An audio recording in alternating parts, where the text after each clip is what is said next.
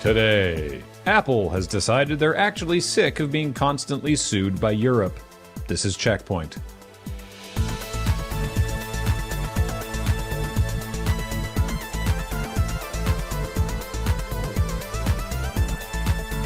Welcome to CheckPoint. It's a party over here. But not now, obviously at night. Yeah, we think so, at least. We weren't actually invited. Yeah, but we were tired anyway. Mm-hmm. Is there a point to anything? Yes, several, and here they are quickly. It's quick points. First up, a mod for the 2019 remake of Resident Evil 2 adds 1,700 in-game cameras to recreate the static camera angles of the original game. Just think about how long it must have taken them to find all the perfect camera angles to make this work. If I had to guess, I'd say about 5 years.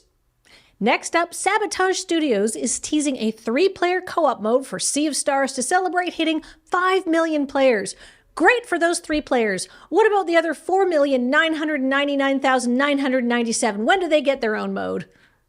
And finally, a working prototype for the unfinished game Time Splitters 4, canceled in 2007, has been found on a PS3 dev kit. Former designer at the former Free Radical Design, David Doak, has confirmed on Twitter that this was the kind of thing that just no publishers wanted in 2008.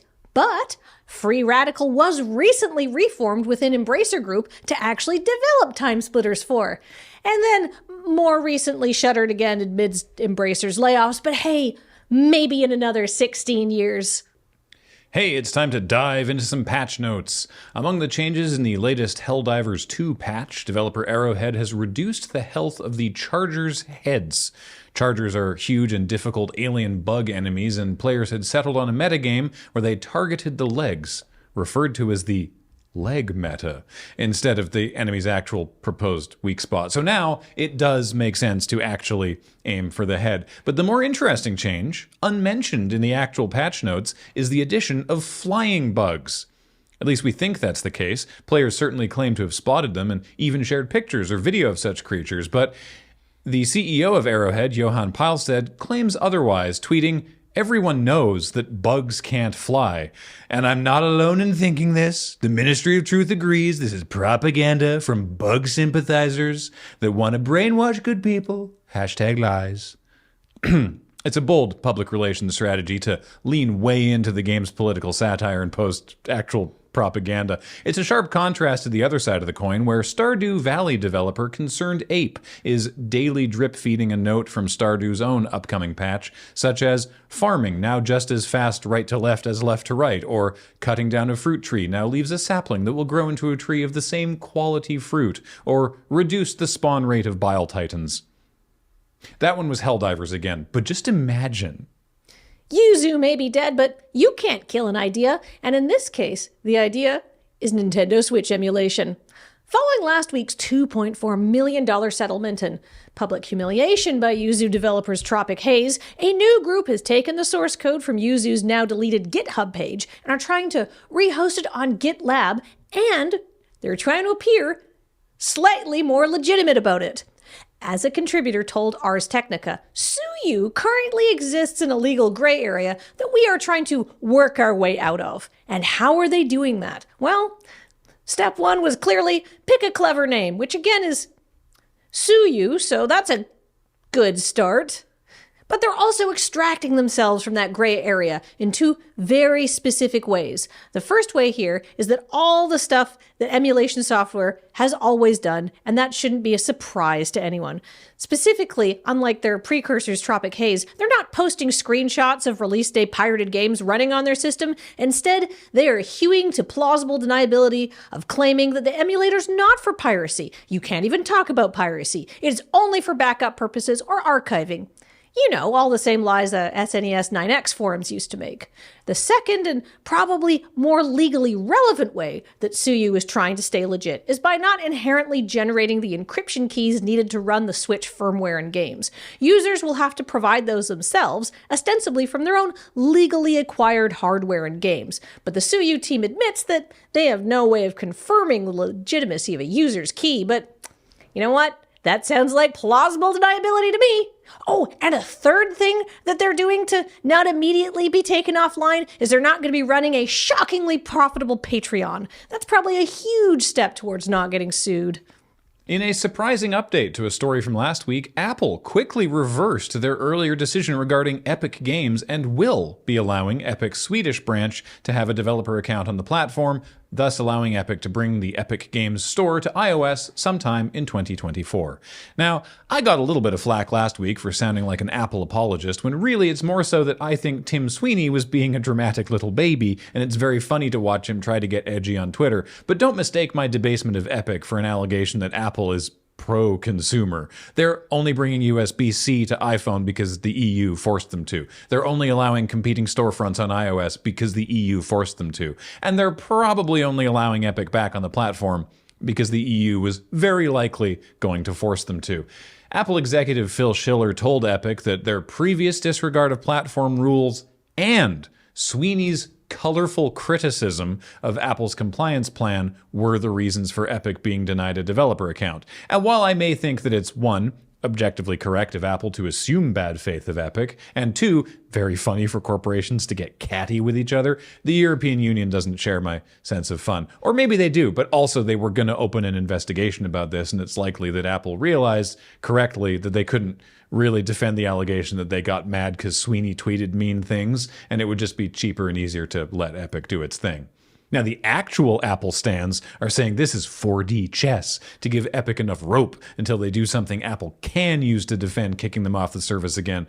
But I think that's being awfully generous. I hope it happens, though, because I have strong odds that Sweeney immediately hits up Twitter to paraphrase "first they came for."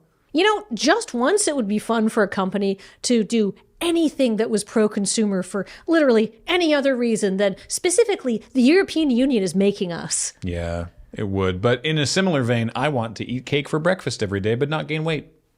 I think as long as the cake conformed to some Euro cake standard, I don't think they'd care.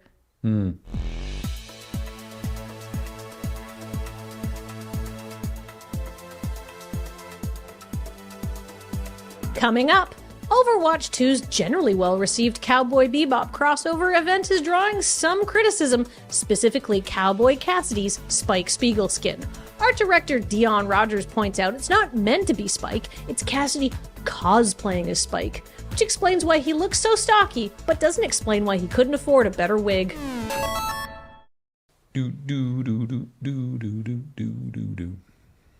I was looking through Bradley's music the other day, and I found myself listening to the full mix of the CheckPoint theme.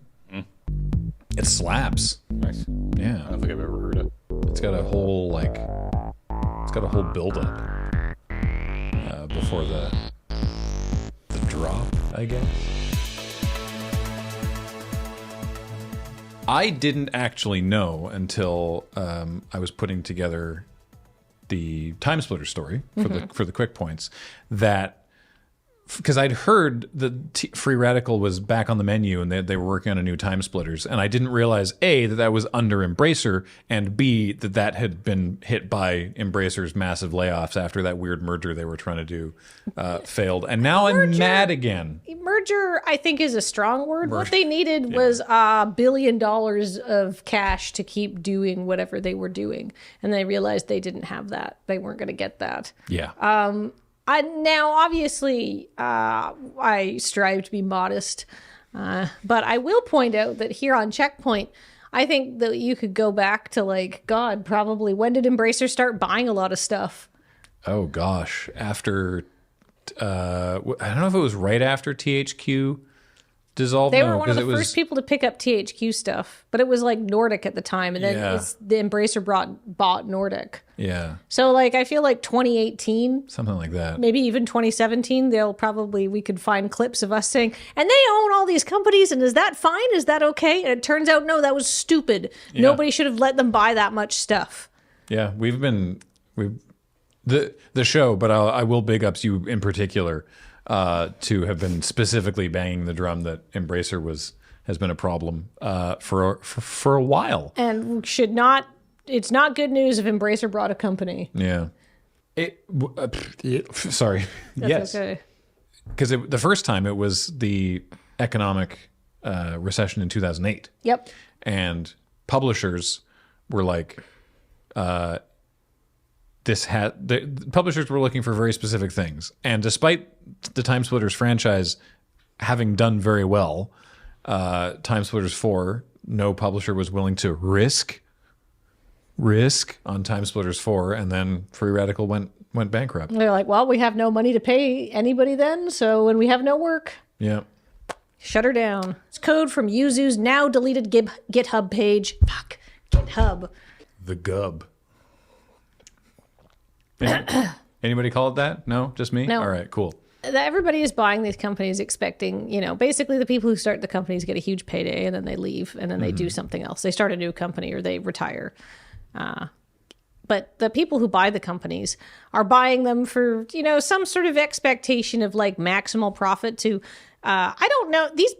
I think all of the business people who've been brokering these deals are morons because they're paying so much more than the company is capable of generating. And then somehow expecting a company that you've paid hundreds of millions of dollars for in some case is suddenly going to develop the ability to make that much money in revenue when they've never been able to do it before. I mean, in fact, they haven't been profitable ever for some of these tech companies. It's like, unless they have like a patent that you could use. We've been doing this show for over 10 years now, and I'll admit that we've learned more about not just the video game industry but the world over those 10 years. Yeah. And initially, it would be like game executive makes this statement or makes this decision, and we're like, wow.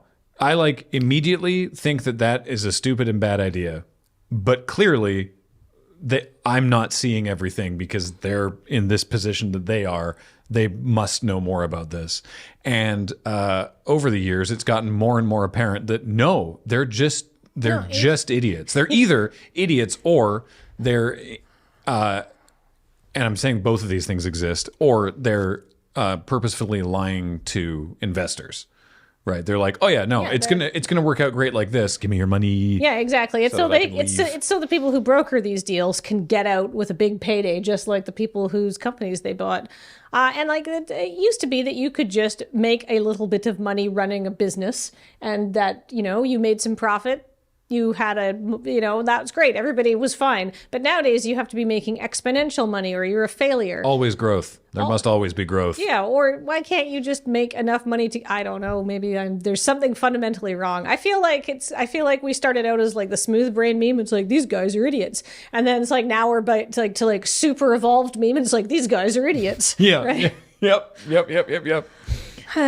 Which is why I find the CEO of Arrowhead so refreshing in the way that he's handling Helldivers when people were like, we can't connect, hire more people, get them on, fix this thing. And he's like, no, because we're working on it.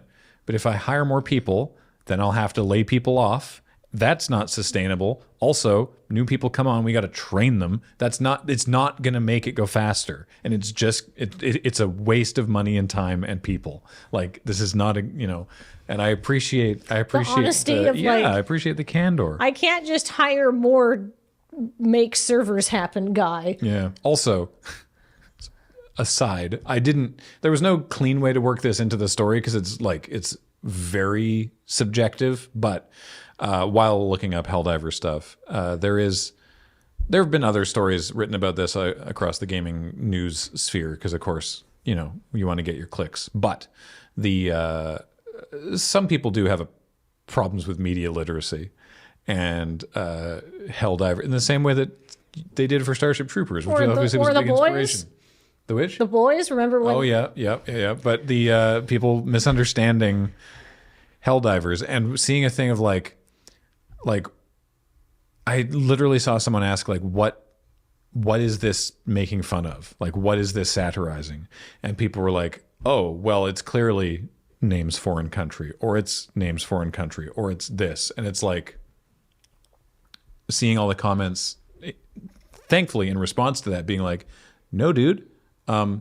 It's you're it's this bloated military industrial complex going off in search of literally oil in the game. You kill the bugs and they turn into oil while shouting about liberty and democracy.